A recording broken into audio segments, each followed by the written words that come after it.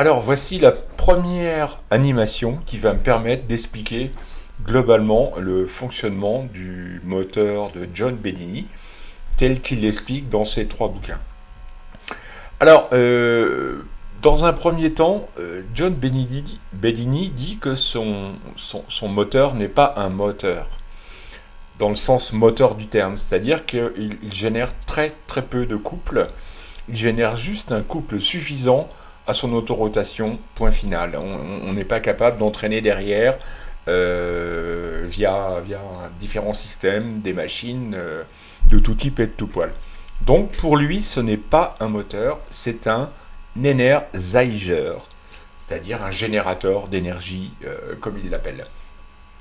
Alors, qu'est-ce qu'on voit là dans cette animation? On voit qu'il y a deux choses. Il y a un rotor qui tourne dans le sens indiqué par la flèche rouge, rotor sur lequel il y a 4 aimants, 1, 2, 3, 4, qui sont tous orientés le nord vers l'extérieur de la roue, entre guillemets, ou du rotor. Ensuite, on peut voir qu'on a un petit ensemble jaune, là, qui symbolise la bobine, dans lequel, évidemment, il y a un enroulement qu'on peut voir, là, noir, qui a un sens. On verra le sens plus tard, ça a une certaine importance. Donc, c'est un bobinage. Et en son centre, on peut voir qu'il y a des petits traits noirs là qui symbolisent un ensemble de fer doux, c'est-à-dire un petit morceau de ferraille entre guillemets, mais doux, c'est-à-dire qui est sensible à la magnétisation. Alors, donc on va essayer de s'expliquer quel est le premier élément qui caractérise le moteur de Bedini. C'est l'attraction de l'aimant nord, ici, qui est symbolisé par une flèche verte, vers le noyau de fer doux. Vous savez tous que quand on approche un aimant d'une masse de fer, l'aimant est attiré puis il finit par coller. Donc là, on symbolise, on revient à la position initiale, cet aimant-là est attiré par le fer doux, et donc donne de la rotation, impulse de la rotation au rotor. Par contre, on peut voir qu'après, alors, juste avant, on a pu voir apparaître au niveau du fer doux, là on va le voir de nouveau apparaître, au niveau du fer doux, un petit symbole S comme sud. C'est-à-dire que l'approche de l'aimant en rotation, avec sa vitesse, magnétise la masse de fer doux, et la magnétisant, il lui donne un sens, c'est-à-dire qu'il y a un sud et un nord sur la masse de fer doux, et on peut voir que le sud est marqué comme sur le haut de la bobine, c'est-à-dire qu'on a transmis du magnétisme de l'aimant vers le fer doux. Alors, ce qui se passe, c'est simple, en fait. Donc, il y a attraction à ce moment-là, la flèche verte augmente, on arrive où l'aimant est perpendiculaire, enfin, est en face le noyau de fer, le passe, et ensuite, donc il y a une magnétisation sud du noyau, et ensuite on voit une flèche rouge qui symbolise une répulsion, c'est-à-dire que qui symbolise une attraction, pardon. C'est-à-dire que une fois que l'aimant a été attiré, là, il est de nouveau attiré, là, par la flèche rouge, mais il est attiré, pas dans le sens de la rotation, dans le sens du frein de la rotation. D'ailleurs, on freine la rotation, tout simplement. Donc voilà, ça c'est le premier moment du moteur Bedini. D'ailleurs, par rapport à cette magnétisation, il y a un truc que vous devez certainement connaître, c'est quand vous avez une vis qui est tombée quelque part et que vous ne pouvez pas l'avoir, vous mettez un aimant sur le tournevis, vous approchez la pointe de l'aimant sur la vis, et le fait d'y avoir un aimant collé sur le manche sur le tournevis, la pointe attire la vis. Et vous pouvez la retirer d'un endroit délicat ou autre. Ce qui est intéressant, c'est que si vous enlevez l'aimant sur le tournevis, vous pouvez toujours approcher la pointe. L'aimant est toujours magnétisé, c'est-à-dire que la pointe du tournevis va toujours attirer, va encore attirer la vis. Donc c'est ça que Bedini dit, c'est le passage de l'aimant une certaine vitesse devant la bobine, crée un magnétisme dans la masse de fer doux qui se polarise avec un sud en haut, un nord en bas, et nous allons voir la suite. Donc, dans un cas, dans le sens de la rotation, il y a une attraction qui accélère le mouvement, et une fois le point critique milieu passé, c'est un mouvement qui freine la rotation. Donc l'un dans l'autre, si on laisse tourner un système comme ça, qu'on lance à la main, il va s'arrêter relativement rapidement parce que les aimants vont équilibrer les forces et vont arrêter la rotation du système.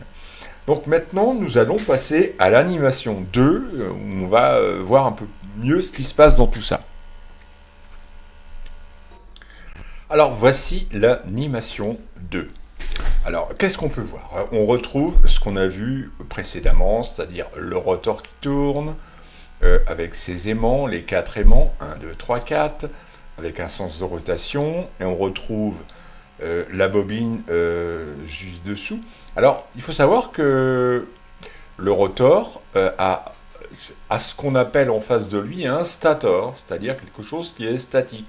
Le rotor tourne, le stator, lui, est fixe, et c'est sur le stator qu'on retrouve la bobine, en l'occurrence. Donc, on retrouve exactement les mêmes choses, sauf, c'est-à-dire que quand la bobine s'approche, comme en ce moment, elle est attirée par le stator est attiré, l'aimant est attiré par le noyau de fer doux. On a vu qu'il y avait un point neutre dans lequel tout s'équilibrait, tout était l'un en face de l'autre, et puis on a vu un sud qui apparaissait et qui freinait la rotation du stator. Là, on ne va pas plus loin que ce qu'on a vu avant. Par contre, qu'est-ce qu'on peut voir? On peut voir qu'il y a la bobine principale, alors là je l'ai déplacée vers la gauche, elle est ici, là, hop là, elle est toujours enroulée de la même manière, elle n'est plus en noir, elle est en rouge, et puis on voit une deuxième petite bobine qui est là, toujours enroulée de la même manière, c'est-à-dire, on expliquera ça plus tard, et on voit là, sur la gauche, une expression de la tension exprimée par la bobine principale. Alors, on va appeler la bobine rouge, là, la bobine principale, la bobine de puissance, on va l'appeler de puissance, comme ça. Et puis, la petite bobine noire, là, qui est là, on va l'appeler la bobine de gâchette, c'est-à-dire celle qui va provoquer des choses.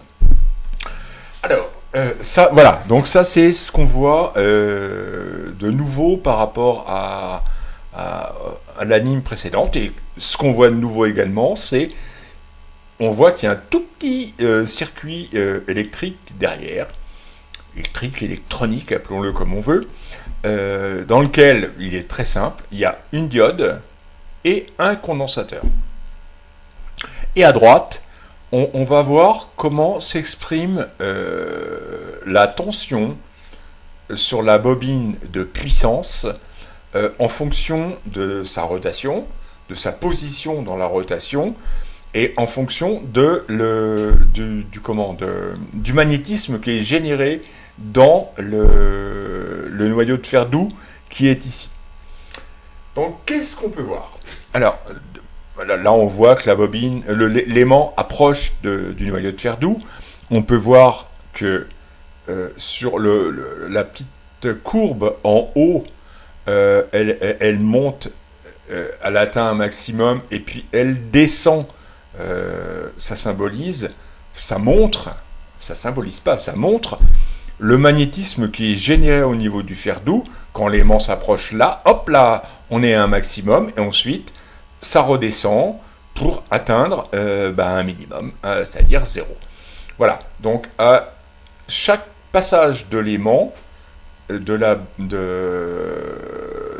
le fer doux, on a une magnétisation qu'on voit s'exprimer sur la courbe verte qui montre ce qui se passe dans le noyau de fer. C'est-à-dire, attraction et puis frein.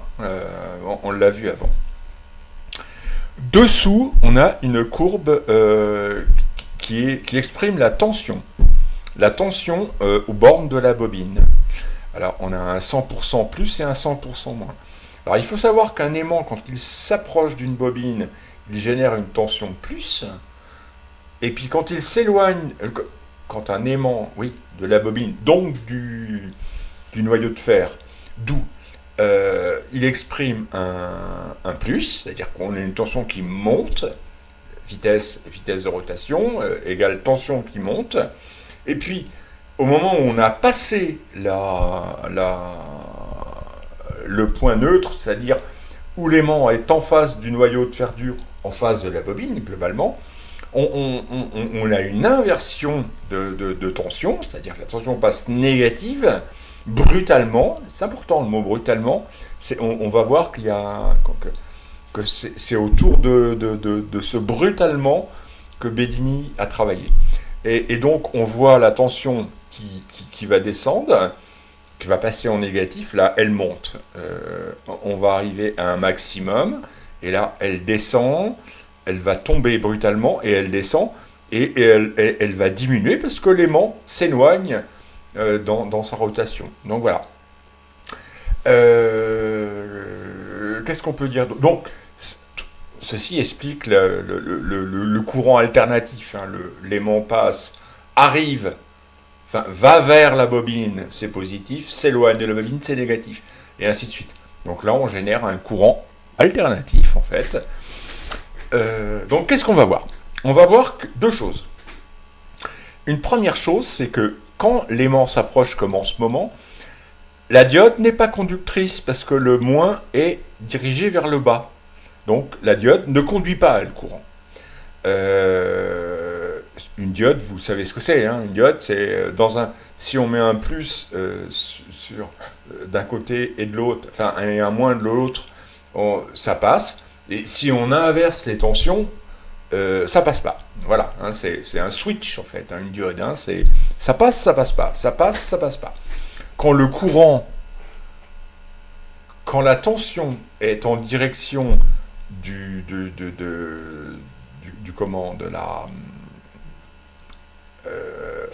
y a une anode, une cathode sur une diode. Quand la tension est vers le bas du triangle de la diode dans sa schématique, c'est ça la diode.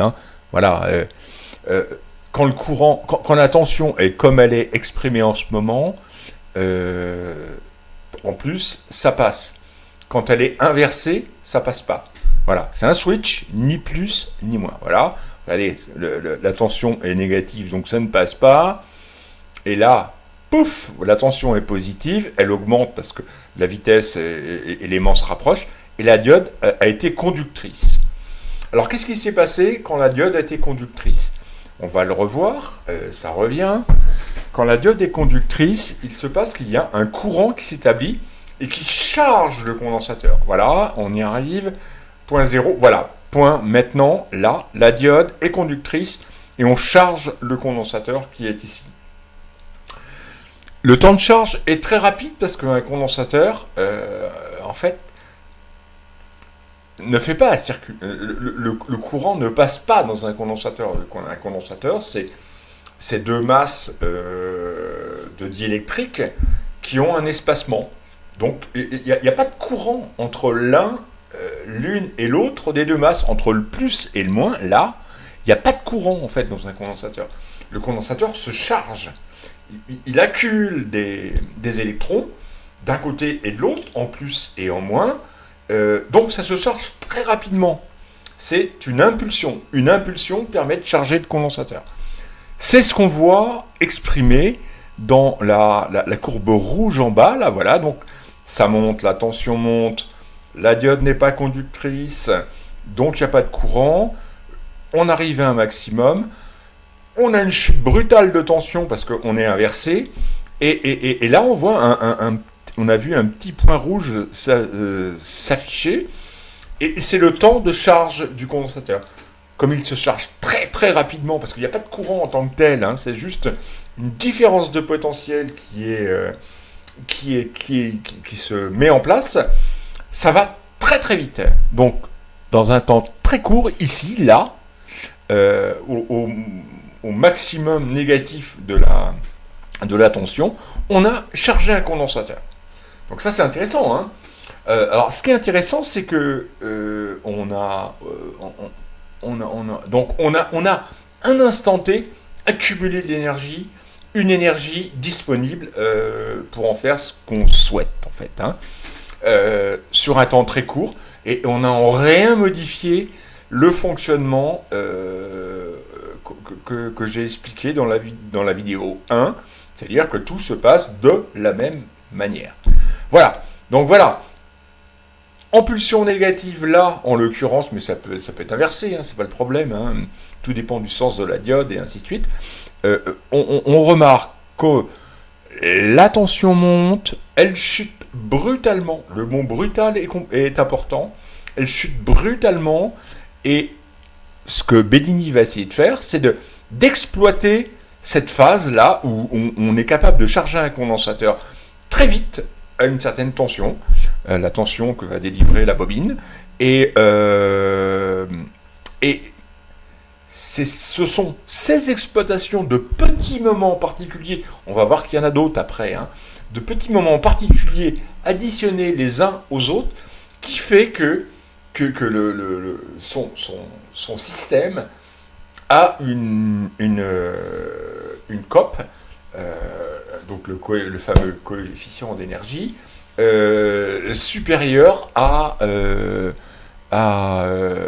non, pas coefficient d'énergie, coefficient de performance, supérieur à 1. C'est-à-dire qu'il joue avec des petits moments très très précis et très ponctuels pour faire des choses. On arrive à une espèce de notion qui va être la notion du moteur pulsé. C'est-à-dire que on n'est pas sur une régularité de fonctionnement, c'est-à-dire un truc qui se passe, ça monte, ça descend et ainsi de suite. On va capter des moments où il y a des pulsations. C'est pulsé. Au moment où le condensateur se charge, là on va le revoir une dernière fois, voilà, ça monte, on arrive à un maximum, et hop, brutalement on chute, on a une pulsation dans laquelle le condensateur se charge, et après, tout redevient normal. Donc on arrive sur la notion de pulsé, pulsation, fréquence de résonance, enfin, et autres, qui expliquent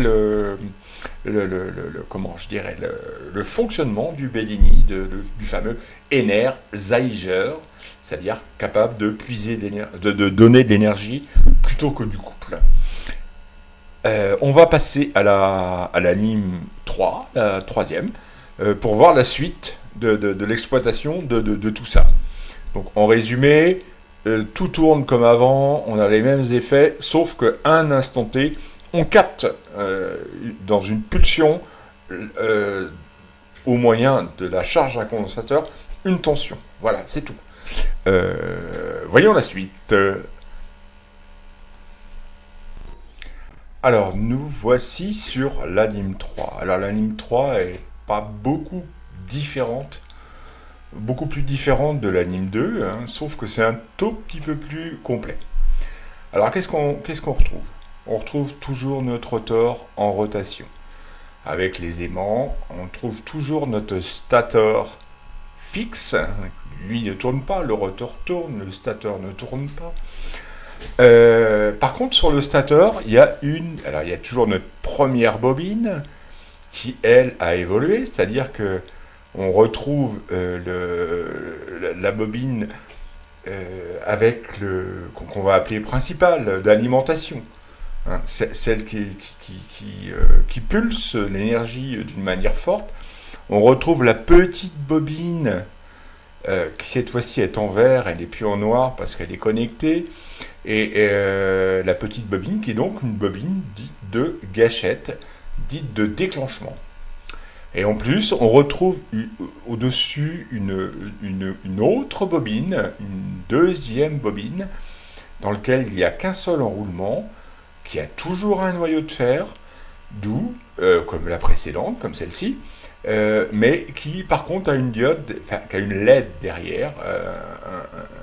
Une LED, c'est une diode exacte, enfin c'est le fonctionnement d'une diode, sauf que quand le courant la traverse, elle éclaire.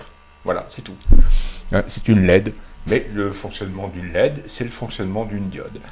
Et donc, on a une deuxième bobine sur laquelle on va retrouver une bobine principale, pas de gâchette, une bobine principale équivalente à la bobine principale de la bobine 1, celle-ci, avec le même sens d'enroulement, tout est pareil, sauf que l'enroulement, c'est pas important. On pourrait l'enrouler dans l'autre sens, c'est juste que problème de plus et de moins. Quand est-ce qu'elle plus, quand est-ce qu'elle moins. Et c'est tout. Donc ça n'a pas d'importance. Enfin, ça a peu d'importance. Et derrière, donc, deux bobines, une bobine principale et une bobine dite on va l'appeler bobine de charge. Hein, c'est pour introduire la vidéo numéro 4, enfin l'anime numéro 4. Alors, qu'est-ce qu'on retrouve derrière la bobine principale ? On se rappelle que sur l'animation précédente, on avait juste en circuit électronique une diode qui était conductrice à un moment et pas à un autre, un switch, un interrupteur, et puis la gâchette ne faisait rien. Là, on retrouve, bon, c'est un circuit un tout petit peu plus sophistiqué sur lequel on retrouve un élément principal qui va être le transistor. Alors, le transistor, c'est quoi un transistor ? Un transistor, c'est un switch. C'est un interrupteur qu'on va déclencher à un certain moment en fonction d'une certaine tension. Alors, on voit ici, là, il y a comment on va dire, la patte de déclenchement. Ça, c'est là que c'est sur ce point-là qu'on va déclencher le transistor. Et quand le transistor est déclenché, il conduit le courant à travers, à son travers, en travers. Il conduit le courant comme un interrupteur, ni plus ni moins. Donc en fait, un transistor, c'est quoi ? C'est une diode sophistiquée qu'on va pouvoir... Une diode, ça déclenche quand la tension est dans un sens et qu'elle s'inverse, hop là, en fonction du plus et du moins sur la cathode ou sur l'anode de la diode, elle va s'enclencher comme conductrice ou pas. Un transistor, c'est un tout petit peu plus compliqué dans le sens... Enfin non, c'est schématiquement, c'est une double diode en bêche-bêche, hein, en tête-à-tête. Ça veut dire que le transistor, on va lui appliquer une tension qui va l'ouvrir comme un interrupteur. C'est comme si vous appuyez sur un bouton on-off quelque part. Le transistor se déclenche. Alors, on va essayer d'analyser. Alors, qu'est-ce qu'il y a d'autre sur le circuit ? Le transistor, on l'a dit, c'est l'interrupteur qui se déclenche dans certaines conditions. Il y a une petite résistance là, R1, qui va permettre d'appliquer une tension particulière au transistor, qui va permettre le déclenchement. On voit toujours une diode là, ici, qui s'appelle D1. Cette diode, elle va fonctionner exactement comme la diode précédente, c'est-à-dire à un moment elle est conductrice, à un moment elle ne l'est pas. Tout simplement. Et puis on voit qu'il y a une batterie de 9 volts dans l'ensemble du circuit. Alors l'ensemble du circuit, c'est si on le décompose, on va décomposer le schéma de puissance, enfin la partie puissance du schéma. Alors la partie puissance du schéma, ça part toujours de la batterie. La puissance part de la batterie ou de l'alimentation, peu importe, mais ça vient de là. Donc on a un plus, un moins ici sur la batterie, elle fait 9 volts. On voit que le courant, qu'il y a un fil qui part du plus, qui passe ici, qui passe là, et qui rentre dans dans la, dans la bobine de puissance. Le courant ressort, monte ici, hop là, arrive dans le transistor, c'est-à-dire que le courant passera au moment où le transistor va le décider, au moment où le transistor va dire je suis passant, le courant passe ou ça ne passe pas. Le courant passe dans le transistor et rejoint le moins de la batterie. Première chose. Deuxième chose, le circuit, ce qu'on va appeler le circuit de déclenchement, le circuit de la gâchette. La gâchette du système. La gâchette du système, elle est composée d'un truc très simple. Donc on a dit une résistance, R1, ici, une diode, D1, qui à un moment donné va donner un moment particulier à la gâchette du transistor pour le déclencher ou pas. Et qu'est-ce qu'on peut voir? On peut voir que allez, on va prendre la bobine en bas, la bobine de déclenchement ici en bas. Il y a un fil qui passe ici, qui rentre dans la diode, qui sort de la diode, et qui rentre dans R1 ou dans la gâchette du transistor, l'un ou l'autre, suivant... pas l'un ou l'autre, l'un et l'autre, en fonction de la tension, il va se passer des choses différentes. Et puis on voit que le circuit revient vers le haut pour boucler sur la bobine de déclenchement. Alors, tout le reste, ici, là, rotor, bobine, 1 et 2, parce que maintenant il y en a 2, ça fonctionne de la même manière, par rapport à ce qu'on a vu avant. Toujours, les aimants, ici, l'aimant nord est attiré par le noyau de fer. Ici, on va arriver sur un point neutre, et ensuite, il va y avoir un frein à la rotation, on voit qu'il y a 2 flèches vertes qui sont apparues. On va voir, on a vu que le frein apparaissait après, on revoit le truc. Voilà, attraction, attraction, attraction, attraction encore, point neutre, sud. Là, on voit que, par contre, il y a une flèche verte qui pousse. Et puis, de nouveau, la flèche rouge qui freine, comme auparavant sur les 2 animes précédentes. Sur l'autre bobine, qu'est-ce qu'on voit? On voit toujours attraction, là, voilà, attraction du noyau, donc ça va dans le même sens que l'autre. Enfin, pas dans le même sens, parce qu'on est déphasé. Mais ça se compense. Attraction, plus rien, et hop là, l'aimant s'éloigne, et là, on génère un courant, parce que la tension, ici, on la voit exprimée, la tension est passante dans la bobine, et donc, dans la bobine, et donc, dans la LED, et donc, on peut voir qu'elle s'allume.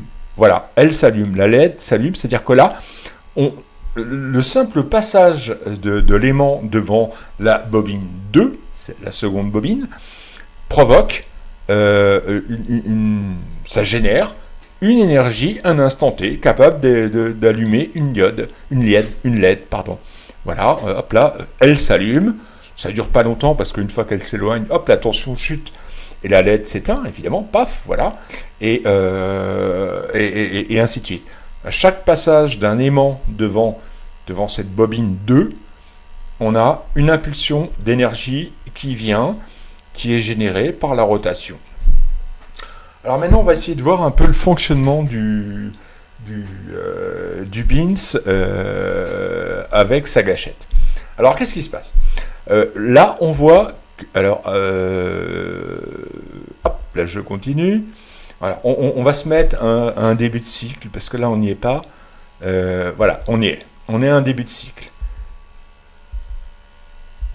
Ça ne veut pas s'arrêter. Bon, c'est pas grave. Ah si, je sais. Il faut que je clique dessus. Voilà. Là, ça va s'arrêter. Voilà, ça s'arrête. Alors, je continue. Je reviens. Hop là, je reviens. Hop. Hop. Hop. et hop, voilà. On a un début de cycle. On voit que l'aimant ici est attiré par le noyau, c'est ce qu'on a vu avant. Pendant son approche, on voit qu'il génère deux tensions.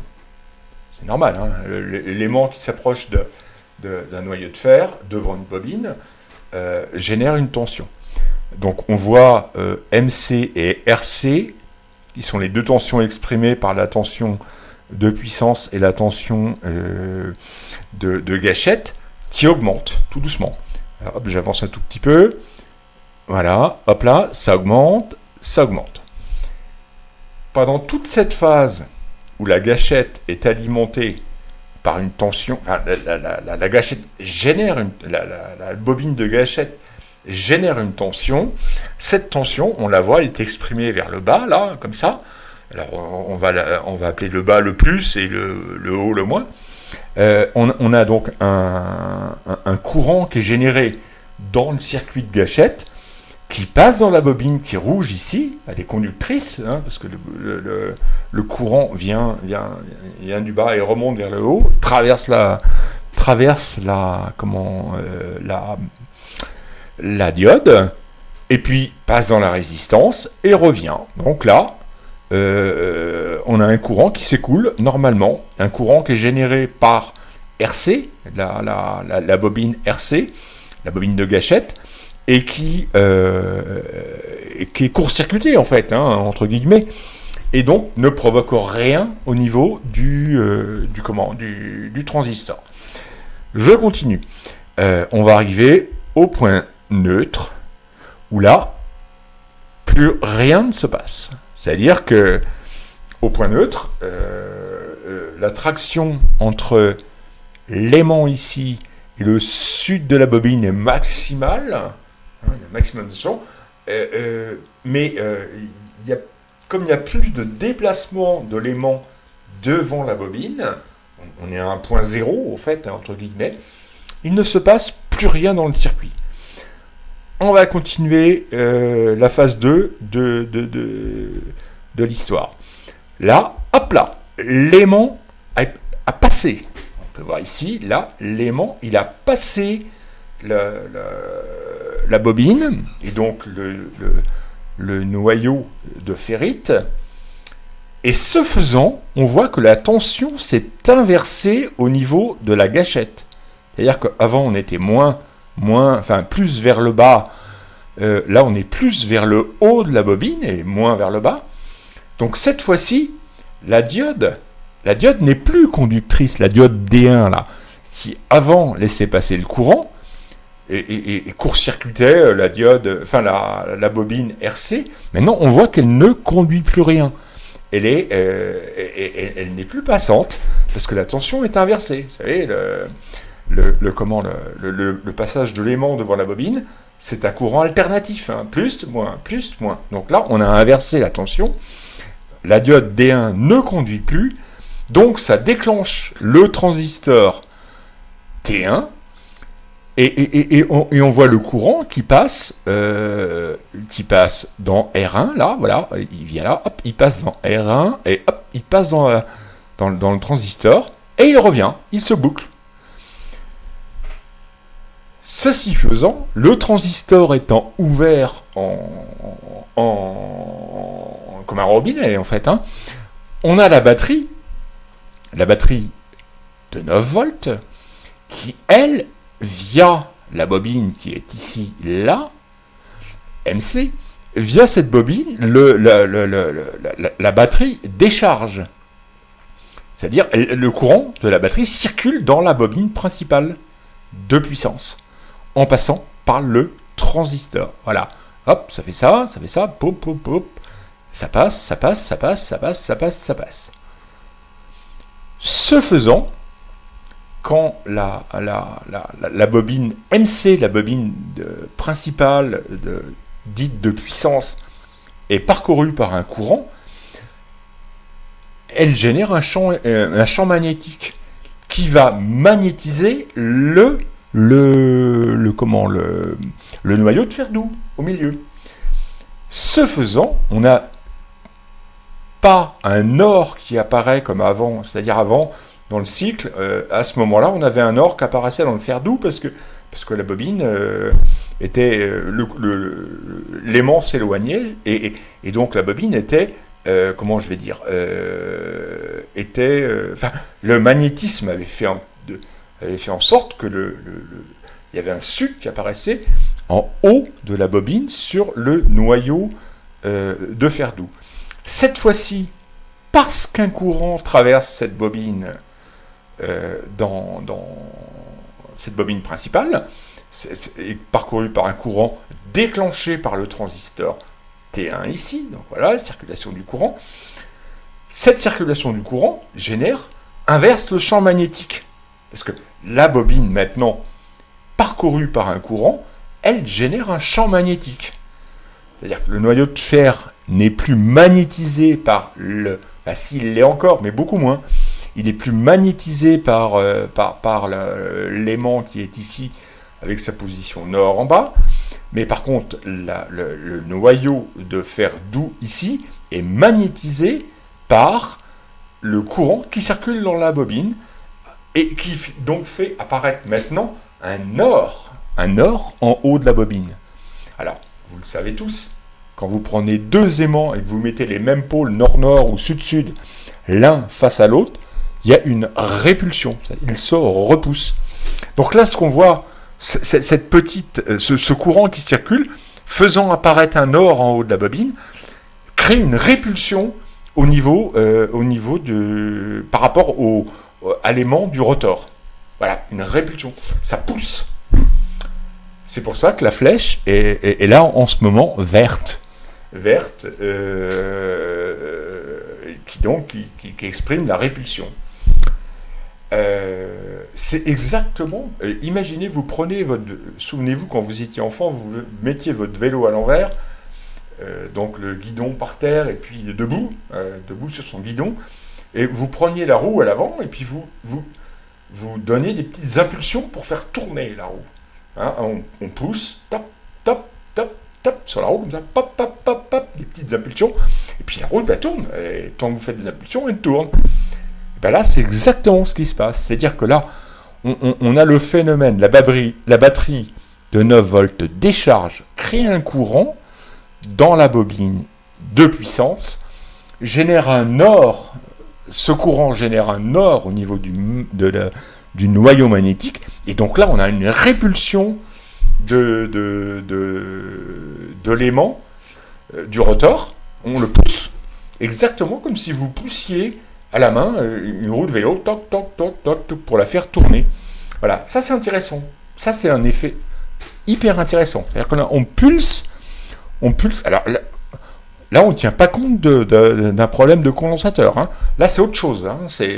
On va voir après comment on combine et cet effet et l'effet condensateur qu'on a vu avant dans la vidéo précédente. Donc voilà. Donc là, je vais remettre l'animation en route. Voilà. Donc on pousse, hop, ça s'arrête. C'est-à-dire que le courant ne passe plus. Alors, je vais revenir. Hop, hop, encore un coup. Voilà. Donc là, je suis en position, la bobine pousse l'aimant, le chasse. C'est l'impulsion à la main, comme sur une roue de vélo. Là, on n'est plus dans le schéma du fonctionnement d'avant. Je passe d'un step, et là, on est dans le schéma d'avant. C'est-à-dire que il n'y a plus de courant. On voit que là, maintenant, la tension est plus suffisante pour déclencher. Alors, je reviens d'un coup. Voilà. Donc là, on avait une tension de la gâchette qui permet le passage du courant principal dans le transistor. Le transistor qui est ici, le courant principal, c'est lui, batterie de 9 volts, qui passe dans la grosse bobine, et qui revient, et hop, et on revient au départ. Ça, c'est à cet instant. Parce que la gâchette est activée. Je passe au truc suivant. Hop, encore, voilà. Là, qu'est-ce qui se passe? La tension ici, RC, V de T, la petite tension là qui est exprimée, n'est plus suffisante pour activer la gâchette du transistor. C'est-à-dire que le transistor n'est plus passant. Terminé, basta. Donc, il ne se passe plus rien dans le circuit. C'est-à-dire que la batterie, le transistor n'étant plus passant, la batterie là, de 9 volts là, n'alimente plus du tout comment on va dire, la bobine principale de puissance. Et donc, on retombe exactement dans le cas de fonctionnement qu'on a vu au préalable, c'est-à-dire que là, cette fois-ci, le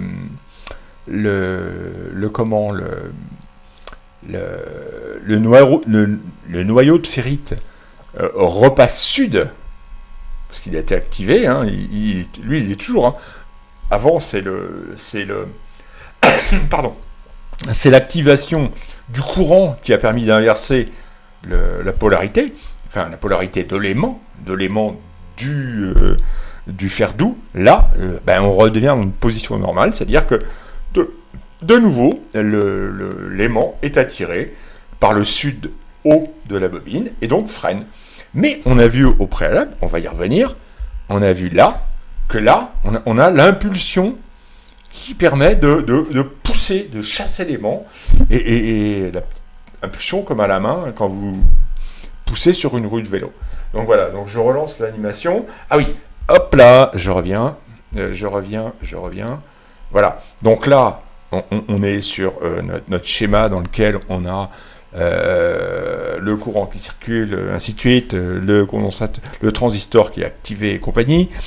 Là, au moment où je reviens, hop là, voilà. Là, ce qui est intéressant, il y a un autre phénomène qui est intéressant, c'est au moment où on coupe le transistor, quand il y a une chute brutale de l'alimentation dans la bobine, ça crée un champ d'énergie important. Ça crée une impulsion, en fait. Alors, cette impulsion, c'est marrant parce que elle est combattue dans tous les moteurs. C'est-à-dire que tous les moteurs ont des petits systèmes de condensateurs pour bouffer ces impulsions de chute d'énergie au moment où les courants s'arrêtent. Là, Bellini a joué l'inverse. C'est-à-dire qu'il a utilisé, il va utiliser, on ne le voit pas encore, mais il va utiliser, on va le voir dans l'anime d'après, comment utiliser cette impulsion. Mais toujours est-il que le fait de faire chuter brutalement l'alimentation d'une bobine crée une impulsion, la chute de son magnétisme pour que l'énergie se résorbe. C'est des mouvements énergétiques. Pour que l'énergie se résorbe, la bobine génère une impulsion positive importante. Donc là, on la voit ici symbolisée. Il y a une pulsation, il y a une crête très courte, hein, c'est de l'ordre de la microseconde. Hein. C'est très rapide, mais il y a une crête. Alors, je reviens avant. Hop, voilà. Donc voilà, là, une tension tout à fait normale, générée par le courant qui circule dans la bobine. Et puis, hop, voilà, là, on a la crête. C'est-à-dire que le transistor s'est arrêté et on a une pulsation, une deuxième. En fait, c'est une autre pulsation. C'est une deuxième pulsation. Donc ça va être la pulsation de la vidéo précédente sur un condensateur couplé avec celle-ci qui va faire que ça va devenir vraiment pertinent. Je continue, je passe, je relance, voilà. Et donc là, il n'y a plus rien, il ne se passe plus rien. On va refaire vite fait un cycle. Hein. Mais bon voilà, l'aimant est attiré, ici, hop là, la gâchette s'active, le courant circule, hop là, on a la pulsion, le courant se coupe, on a la pulsion, on a les mouvements, et voilà. Donc là, on est sur la troisième animation qui montre un fonctionnement un peu plus pertinent, c'est-à-dire que là, on n'a plus la pulsion autour de la charge d'un condensateur, par contre, on a la pulsion autour du déclenchement d'un aimant, voilà ce qui déclenche en forte tension, mais quand je dis forte, c'est forte, hein, ça monte à plusieurs centaines de volts. Hein. L'impulsion, elle est très très courte, mais elle est très très puissante. elle est importante. Et puis bah, autour du cycle, hein, à chaque fois qu'un autre aimant passe devant la bobine B2, et ben hop, on génère un peu d'énergie, paf, voilà, et on verra ce que c'est capable de faire. C'est plutôt pas mal. Donc voilà, on arrive à un fonctionnement un peu plus élaboré du Bedini, dans lequel on retrouve une seconde forme d'impulsion qui est la chute à la coupure du transistor. La chute de magnétisme provoque une saute de tension importante, hein, qu'on va voir apparaître, voilà, là, elle va apparaître, paf, voilà, on la voit sur le schéma, bing, et puis elle retombe très vite. Ça dure quelques microsecondes, mais c'est important. On voit la diode qui conduit, et ainsi de suite. Donc voilà. Donc là, on est sur sur le Bedini presque final, hein, on est presque sur le fonctionnement. Dans la quatrième vidéo, on va voir comment on couple à la fois cette impulsion de chute de courant dans une bobine, ce que ça provoque. On va voir comment on peut utiliser un peu mieux cette énergie qui est produite par la bobine B2. Et puis on va voir comment on combine la chute de tension, enfin la chute de magnétisme, là, en l'occurrence, dans ce système-là, avec la charge rapide d'un condensateur. Et on va voir que tout ça mélangé, plus quelques autres petites finesses que je vais vous expliquer après, ça génère un truc c'est le moteur Bedini, tout simplement. Alors, on va passer à la vidéo, à la ligne 4.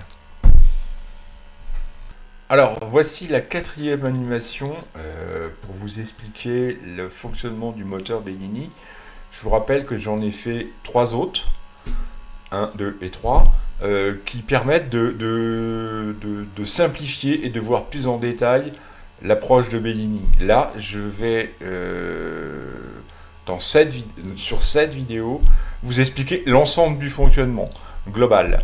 Donc voilà, pour ceux qui n'ont pas une parfaite connaissance du fonctionnement d'un moteur et ce qui s'y passe, regardez les autres, vous aurez plus de détails, step by step, phase par phase, quoi, voilà. Alors, par rapport aux 3 vidéos précédentes, voyons ce qu'il y a de différent dans cette approche. On a toujours le rotor qui tourne avec des aimants qui sont fixés sur le rotor et qui ont leur nord à l'extérieur du rotor. On a toujours une bobine principale qui est composée de 2 enroulements, un rouge ici, qu'on va appeler l'enroulement de puissance, et puis un vert ici qu'on va appeler l'enroulement de gâchette ou de déclenchement. Ça, c'est la première bobine. Le rotor, une première bobine, et une deuxième bobine qui, elle, est composée d'un seul enroulement et qui va nous permettre de générer de l'énergie, c'est-à-dire au passage de l'aimant. Je vais le réexpliquer un petit peu plus en détail, mais au passage de l'aimant, on a l'énergie qui se génère, et derrière, on a un circuit électronique qui est un peu plus complexe que celui de la vidéo 3, parce que on va voir ce qu'il y a de nouveau dans ce circuit. Alors, qu'est-ce qu'il y a de nouveau dans le circuit de cette vidéo 4 par rapport à la vidéo 3? On voit d'abord qu'il y a deux batteries. Il y a ce qu'on appelle une batterie que j'ai appelée BC, comme batterie de charge, et puis une batterie qui s'appelle BA, qui est ici, que j'appelle batterie d'alimentation. La batterie d'alimentation va alimenter le circuit de puissance du moteur, et la batterie de charge va récupérer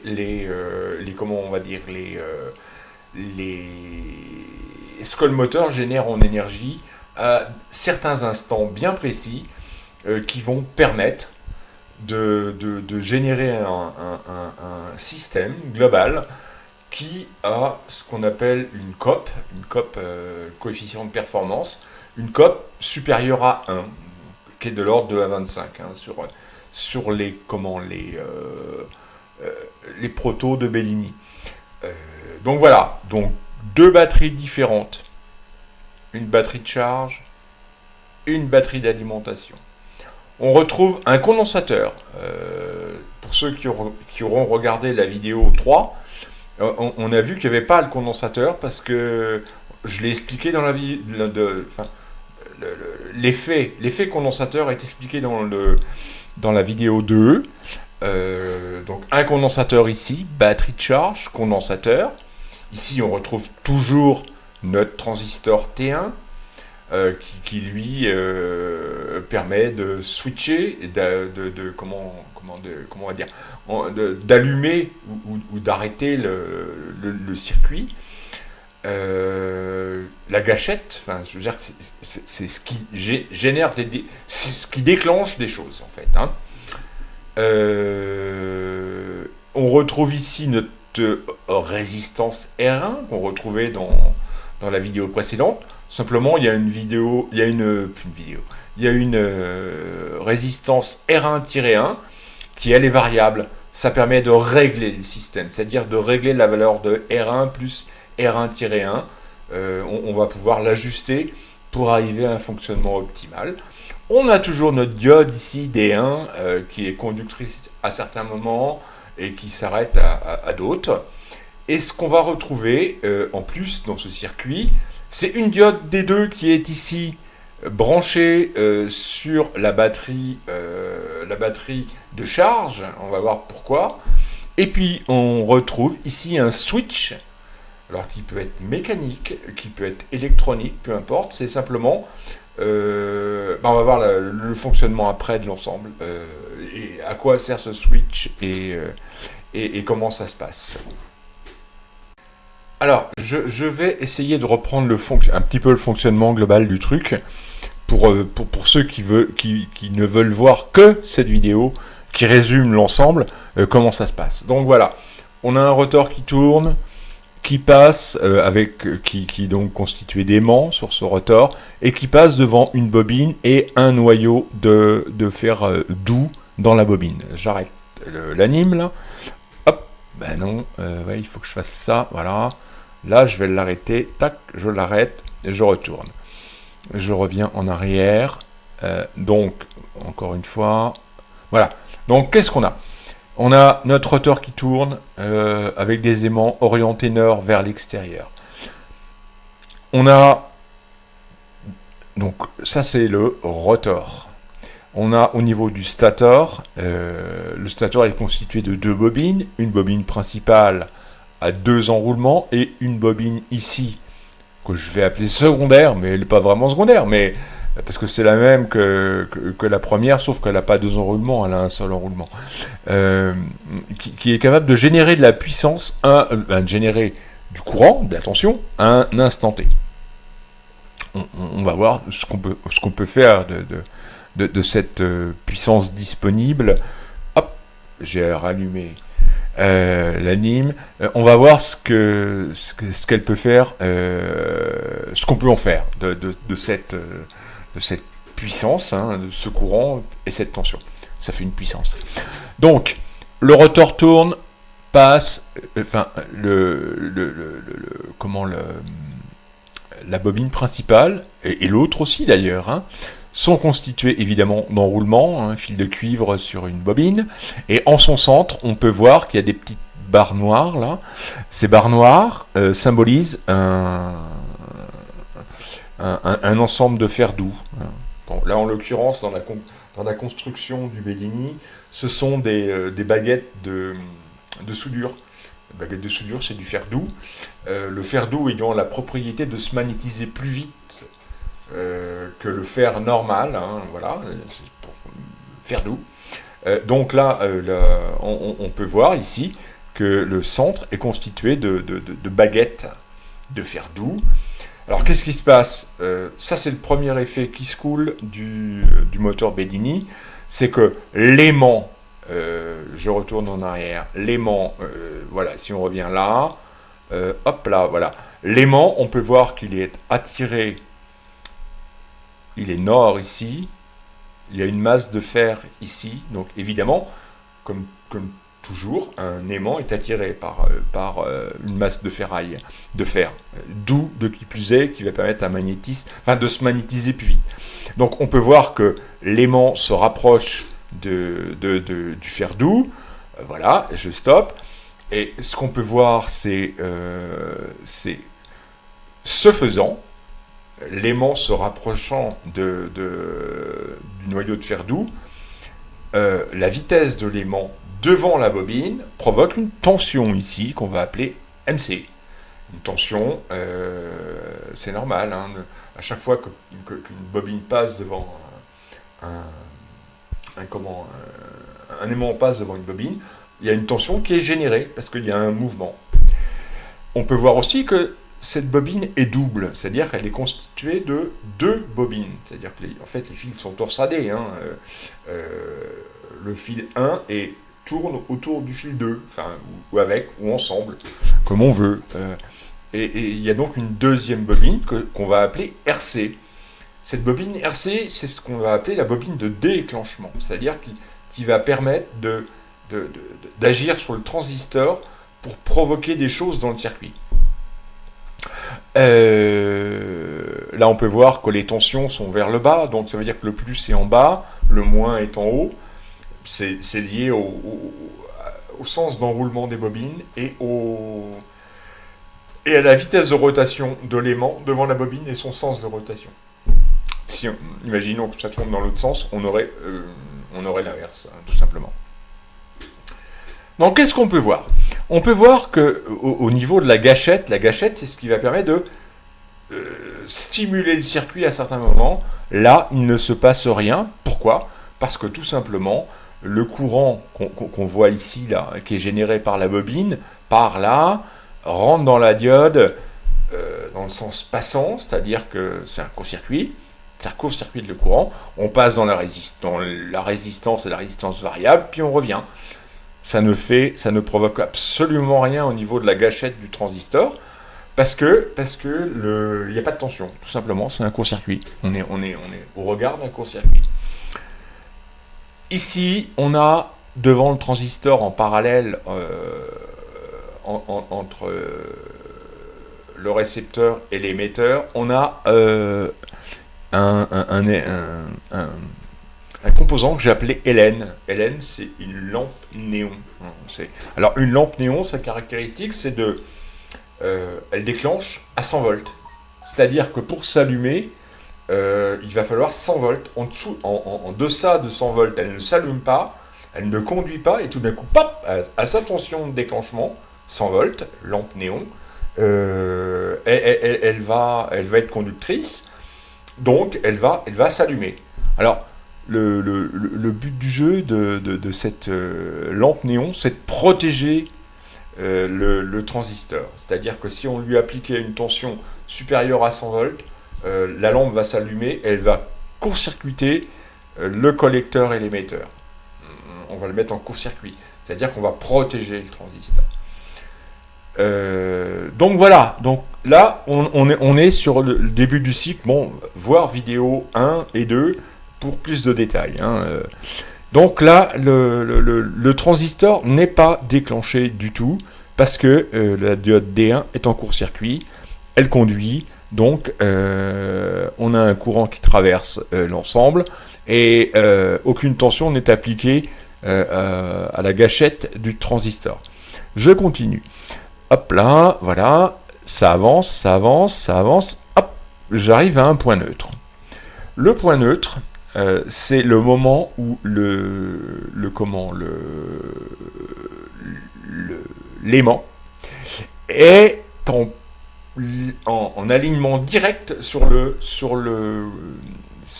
la bobine et sur le noyau de fer doux. À ce moment-là, plus rien ne se passe. C'est-à-dire que on est en perpendiculaire du noyau de fer doux.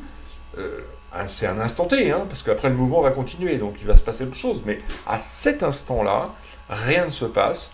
Le circuit est éteint, globalement. la diode D1 ne conduit plus, il n'y a plus de tensions qui sont générées par les deux bobines, on est en stand-by, simplement le système est en mouvement parce qu'il a une vitesse, il a une rotation qu'on lui a initiée à la main ou autre au début. Donc ça va continuer, parce que comme l'ensemble a une rotation, le rotor a une rotation lancée d'une manière arbitraire, ça va continuer. Mais là, en l'occurrence, si on regarde ce step, ce moment, il ne se passe plus rien. On va passer au step suivant. Au step suivant, voilà, on y est, hop là. Qu'est-ce qui se passe? Alors là, il se passe beaucoup de choses. Beaucoup de choses par rapport à ce que je vous ai montré avant. Ce que je vous ai montré avant, c'est la gâchette, la tension s'est inversée au niveau de la bobine de gâchette, c'est-à-dire qu'on est devenu positif, qu'il y a un courant, alors donc le plus est en haut ici et le moins ici, là, et donc ça veut dire qu'on a un courant qui se génère, qui passe dans les résistances, donc courant passant dans une résistance, ça fait une différence de potentiel, et donc on va être capable d'activer, on va activer la gâchette du transistor. Alors qu'avant, on a vu qu'il y avait un courant qui passait, mais dans l'autre sens, où la diode D1 était en court-circuit, et il ne se passait rien. Là, la diode D1 n'est plus en court-circuit parce que la tension va vers la diode, vers la tête de la diode. Et donc le courant ne passe pas. Ça, c'est une diode, hein, c'est un switch, ça passe pas. Et donc là, le courant passe dans le transistor, déclenche le transistor. Évidemment, il revient au niveau de la gâchette, mais il provoque aussi la circulation du courant dans la bobine principale qui est ici. C'est-à-dire que le courant, alors ce courant est généré par la batterie de charge, la batterie d'alimentation. Pardon, pas la batterie de charge, la batterie d'alimentation. Donc on a le plus ici, le courant part, va vers la bobine, traverse la bobine, revient, et comme le transistor, sa gâchette, elle est ouverte, il est passant, le courant passe, traverse le transistor, et revient à la bobine, au moins de la bobine. Donc ça, alors qu'avant, on ne l'avait pas. Juste, je reviens, juste là, on avait la gâchette qui avait un courant qui circulait par la diode, via la diode, mais on n'avait pas de courant qui circulait dans la bobine principale, MC, parce que le transistor n'est pas passant, tout simplement. Donc je reviens, hop là, voilà, le transistor est passant, on voit que hop, non, je reviens à 1, voilà, non, c'est là. Ah, c'est pas simple les animations, voilà, c'est là. Il faut les bloquer.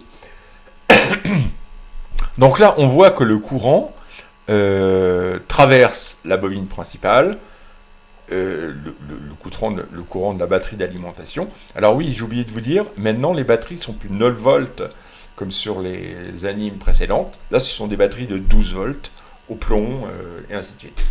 C'est important au plomb. Donc là, on a un courant qui est généré par la bobine, un courant qui est généré par la batterie, qui traverse la bobine principale, parce que la bobine de gâchette est conductrice, c'est-à-dire que le courant s'est inversé, et a déclenché le transistor. Voilà, donc là, on a ça qui se passe, ça passe comme ça, hop, parce que ici, c'est comme ça. Voilà, tac, la bobine la diode D1, on l'attaque en sens inverse, donc elle n'est pas passante, donc le courant passe dans le transistor, parce qu'il y a une tension qui est générée, une tension de déclenchement, une tension de gâchette. Dans la vidéo 2, on a vu qu'il y avait un effet, si on mettait... dans la vidéo 2, c'était un circuit très simple, dans lequel il y avait juste un condensateur et une diode. Là, c'est plus complexe, hein, mais avant, c'était plus simple. Il y avait une diode qui permettait le passage dans un sens ou dans un autre, et pas dans un autre, et puis un condensateur. Là, on retrouve ce condensateur ici qui s'appelle C1. Quand le courant qui arrive au transistor traverse le transistor, il y a une partie du courant qui est déviée, qui passe dans la diode D2, parce qu'elle est passante, on est dans le sens passant de la diode, et qui va effectivement charger ce condensateur. C1. Et là, on va retrouver cet effet d'impulsion qui est expliqué dans la vidéo 2, où à un instant très, très petit, très court, on va capter une énergie qui est émise par quelque chose. Donc là, en l'occurrence, c'est émis et à la fois par la batterie et à la fois par la bobine. Enfin, c'est un cumul des deux. Donc là, on voit bien, ça c'est le schéma bleu, que la batterie BC, enfin le condensateur C1 est chargé via la batterie via le condensateur C1, pardon, et le courant se passe, bon voilà, il revient là, on est sur un moins, donc hop là, et ça tourne. Donc là, on revient sur la vidéo, je me répète, on revient sur la vidéo 2, où on capte à un instant T la charge d'un condensateur ultra rapide, parce qu'une charge de condensateur, c'est ultra rapide. Je continue mon explication. Alors, je reprends mon explication. On peut voir que sur la bobine, elle est orientée nord vers le haut, donc en opposition au nord de l'aimant. On a vu dans la vidéo précédente que en fait, quand l'aimant s'approche, il magnétise le fer doux, le centre en fer doux. Et magnétisant ce centre en fer doux, en principe, il apparaît un sud en tête d'aimant s'il n'y a pas de courant dans la bobine. Mais là, comme il y a un courant, ce courant provoque une magnétisation du fer doux d'une autre manière. C'est-à-dire que c'est plus l'approche de l'aimant N nord qui va provoquer la magnétisation de cet élément de fer doux. Mais cette fois-ci, c'est le courant qui traverse la bobine qui magnétise le centre de la bobine en fer doux avec un or au-dessus. Qu'est-ce que ça provoque, ça? Vous savez que deux aimants, si on les met en opposition, nord-nord, enfin en pôle opposé, ils se repoussent. Et bien c'est exactement ce qui se passe. C'est-à-dire que là, on a magnétisé la bobine est magnétisée fer doux, nord en haut, donc parce que le courant de la bobine d'alimentation circule, repousse l'aimant du rotor. Parce que ce sont deux nord qui sont l'un par rapport à l'autre, et logiquement, l'un repousse l'autre. L'autre repousse l'un. Enfin, les deux se repoussent. C'est quoi comme effet, ça? Ça, c'est l'effet, imaginez une roue de vélo, vous la prenez, vous avez retourné votre vélo, vous l'avez mis à l'envers, guidon par terre, et il tient tout seul. Vous prenez la roue avant et vous donnez des petites impulsions, des petits pop, pop, pop, pop sur la roue. Elle va tourner, évidemment, parce que vous donnez des petites impulsions en la touchant et la faisant tourner. Et bien là, c'est exactement pareil. On a exactement cet effet. C'est-à-dire que les nord étant en répulsion, c'est une impulsion de la bobine et vers le rotor. On repousse l'aimant du rotor. Donc là, on conjugue deux effets qui sont expliqués avant. Hein. Pour plus de détails, retournez sur les autres vidéos. Mais premier effet qui se coule, c'est les nord se repoussent, j'ai une impulsion, comme si je tapais sur une roue de vélo et je la faisais tourner d'une manière continuelle, en faisant des pop, pop, pop. Et deuxième effet qui se coule, j'ai récupéré dans C1 ici une charge d'un condensateur rapide pour s'en servir après.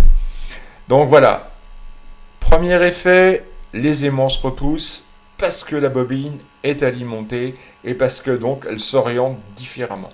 Là, on met out toutes les lois Maxwell, machin et compagnie sur le courant dans un moteur parce que on se sert de moments où on inverse des choses et les choses ne se passent pas. Dans un moment, dans un moteur, en principe, quand l'aimant s'éloigne de la bobine tel qu'il devrait être, la bobine devrait être sud parce qu'elle a été magnétisée par l'aimant, le noyau a été magnétisé par l'aimant et elle devrait s'attirer.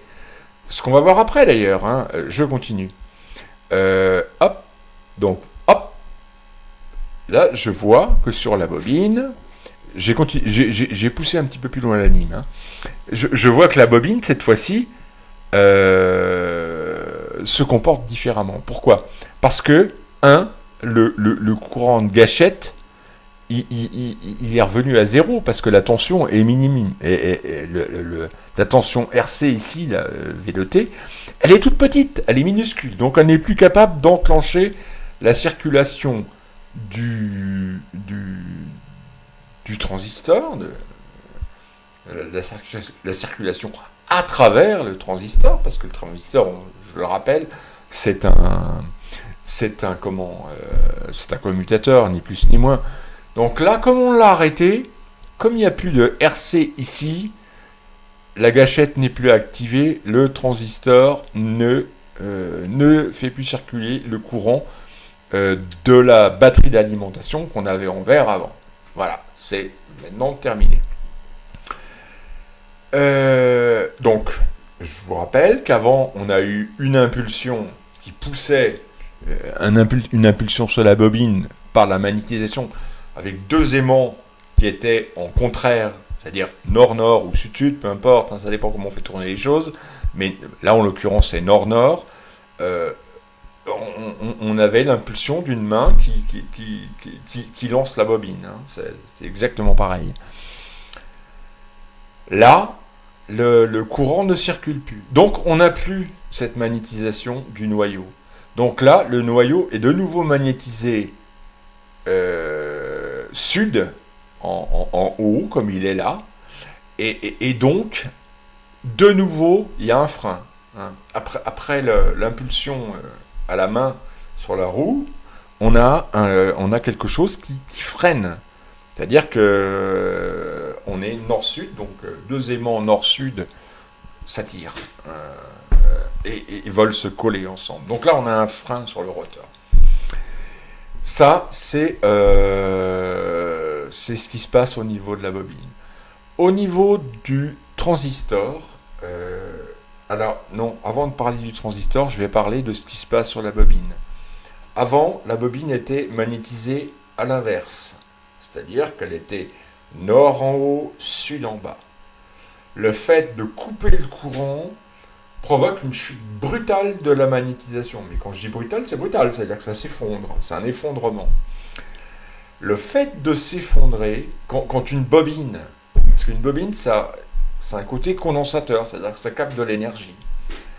Si on inverse les tensions, cette énergie, il faut qu'elle passe quelque part. L'énergie magnétique, l'énergie dans les spires, tout ça, il faut que ça passe quelque part. Donc là, ce qui se passe, c'est que quand on effondre brutalement un courant dans la bobine, comme il était auparavant, donc là, comme il n'est plus, évidemment, dans l'animation, la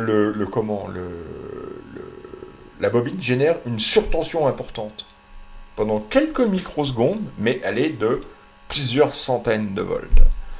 Ça, c'est une surtension, on va appeler ça un pain de tension qui est généré par la bobine parce qu'on a tout inversé les courants et que donc tout s'effondre en elle et qu'il faut qu'elle se rééquilibre.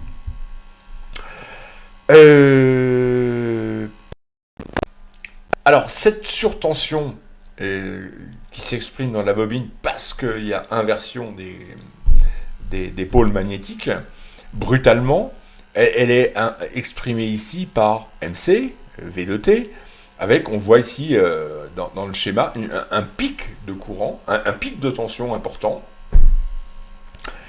Ce pic de tension important, on voit qu'il génère évidemment un courant qui cette fois-ci va dans la batterie d'alimentation. C'est le deuxième effet Bedini. C'est-à-dire que quand ce pic de courant se produit, vous savez, une batterie, c'est des circulations d'électrons sur deux plaques de plomb dans un liquide et qui donc, ces circulations d'électrons vont du moins vers le plus, toujours. Là, ce qui se passe, c'est le fait d'amener un pic de tension, ça va freiner les déplacements des électrons du moins vers le plus. Donc, qui dit freiner le déplacement des électrons, dit, comment vais-je dire, dit amenuiser, diminuer l'effet de décharge de la batterie. C'est-à-dire qu'il y a un instant T dans la batterie, quelque chose qui s'inverse et qui provoque un frein de la circulation des électrons, d'un pôle vers l'autre, de la cathode vers l'anode, enfin bon, voilà. Et ça, c'est le deuxième effet Bedini. Donc, premier effet Bedini, les aimants s'approchent, ça donne une rotation au rotor. L'aimant s'approche du noyau de fer doux. Le fer doux s'inverse parce que le transistor T1 est conducteur. Le courant s'inverse, c'est ce qu'on a vu avant. Le courant s'inversant, ça crée un nord-nord qui s'expulse. Le fait d'arrêter brutalement le courant dans T1 provoque une surtension, un pic à la microseconde, sur un temps donc très très court, un pic de tension qui vient inverser la circulation des électrons dans la bobine. Ça, c'est le deuxième effet qui se coule de Bedini. Alors, on peut voir que la petite lampe néon ici est allumée. Ça indique quoi? C'est juste une protection en fait. Ça veut dire que si le transistor qui est là, on lui applique une tension supérieure à 100 volts, la lampe s'allume et court-circuite, se met en court-circuit. Une fois qu'elle est allumée, elle est en court-circuit. C'est-à-dire qu'on empêche la tension. Donc en fait, c'est une protection qui protège le transistor de toutes les surtensions possibles et imaginables. Troisième effet Bedini, on a vu tout à l'heure, enfin juste avant, que dans le cycle, dans le cycle où on récupère, où on a inversé, je retourne, hop, je retourne, non ça veut pas, pourquoi ça veut pas? Ah bah oui, je suis pas coché dessus, voilà, je retourne ici, je retourne là, voilà. On a vu que quand le transistor était passant, provoquait un courant de la batterie dans la bobine, une partie de ce courant, alors une partie revient vers la bobine, et ça tourne, hop là, et rentre dans la batterie. Et on a vu qu'une partie de ce courant partait aussi vers une charge de condensateur ici. Dans C1, on charge. Je continue, je me remets. Voilà. Donc là, qu'est-ce qui se passe? On a eu l'impulsion qui a rechargé la batterie d'alimentation. On a vu qu'il y avait un effet pulsion à la main, enfin, comme sur une roue de vélo, par l'effet des deux aimants qui sont en répulsion. Nord-nord, hop, répulsion. On a vu qu'il y avait un effet de la lampe néon qui empêchait le condensateur de transistor de griller au-delà de 100 volts. Maintenant, qu'est-ce qu'on voit? On se souvient qu'au préalable, dans C1, on a récupéré une tension dans le cycle juste avant, là, quand tout le monde était passant. C1 s'était chargé. Ici, on va mettre un switch. Un switch, c'est un interrupteur qu'on va actionner de différentes manières. Soit ça peut être un switch mécanique qui va tourner, c'est-à-dire sur le rotor du moteur, on va avoir des balais, des aimants, pas des aimants, des balais et puis des phases conductrices sur l'axe du rotor qui vont permettre de faire passer le courant à un certain moment. L'idée étant de décharger C1. C1 c'est chargé dans le cycle d'avant, à accumuler de l'énergie à un instant T. L'idée, c'est de décharger C1 dans la batterie dite de charge. Batterie d'alimentation, batterie de charge. Et ici, on voit que le switch est fermé. Donc, qu'est-ce qui se passe quand un switch est fermé? On a un courant qui va du plus vers le moins, du plus là, et hop, il circule comme ça. Et donc, le condensateur se décharge dans la batterie de charge. C'est le troisième effet Bedini. Je reprends... non, je reprends rien. Je relance la ligne, tout simplement. Et je remets vite quelques mots. Alors, oui. Entre-temps, par rapport à tout ce qui s'est passé sur le circuit principal, on a la bobine d'en haut, ici, là, qui est là, dans lequel l'aimant est passé devant, la tension devient dans un sens passant par rapport à la diode. Donc, la bobine d'en haut est capable à ce moment-là, de générer une énergie liée au mouvement de l'aimant qui passe devant le bobinage. C'est un quatrième effet. Alors voilà, je relance la ligne complète. J'ai l'aimant qui se rapproche de l'aimant. Hop là, ça passe sud. Hop là, ça passe nord parce qu'il y a un courant qui traverse. Il y a un mouvement de répulsion. La gâchette a été allumée. Il y a eu la pulsion dans la batterie. Voilà, je ne vais pas tout refaire. Hein. Donc, je reprends le cycle, voilà, hop, tout s'allume, ça charge le condensateur, ensuite, il y a l'impulsion d'effondrement, ensuite, là, on vient charger le condensateur, et vous avez tout le cycle du moteur Bedini. Alors, si je résume en 3 mots, Bedini, c'est l'opportunité de profiter de l'attraction d'un aimant vers une masse de ferraille, fer doux. Ça, c'est le premier point. Deuxième point, c'est l'opportunité d'inverser la magnétisation du fer doux par un passage de courant à un moment où où la bobine et l'aimant peuvent être en répulsion, c'est-à-dire qu'on vient donner le petit coup là, qui accélère le truc.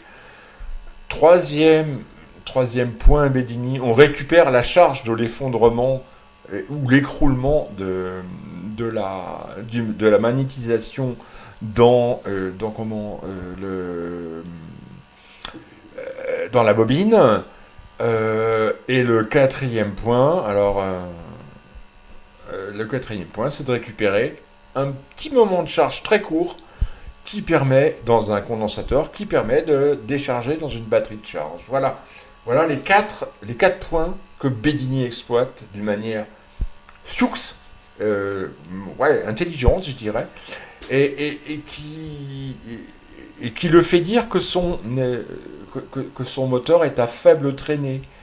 Pourquoi à faible traînée? Parce que un moteur traditionnel, on a les forces de Lorentz, de Lenz qui se mettent en place et qui font qu'il y a des moments de frein et ainsi de suite importants.